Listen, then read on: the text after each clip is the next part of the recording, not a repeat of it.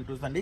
Especially ఇవాళ మన shine లేక స్టార్ ఇంటర్వ్యూస్ మనందరికీ సుపరిచితమైన దివంగత హీరోయిన్ ప్రత్యూష గారి గురించి చెప్తున్నానండి. ప్రత్యూష గారు అనేసరికి మనకు శ్రీరాములయ్య, రాయుడు, స్నేహం అంటే ఇదిరా, కలుసుకోవాలని, చిరంజీవులు, సముద్రం, ఇదేం ఊరా బాబు వంటి తెలుగు చిత్రాలతో పాటు తమిళ్లో పొన్నన్న నేరం, తావాసి, కాదల్ పొక్కల్, మనధర్మం, సూపర్ కుటుంబం, సౌండ్ పార్టీ, ఆశై వచ్చేటువంటి ఎన్నో బ్లాక్ బస్టర్ హిట్స్ గుర్తొస్తాయి.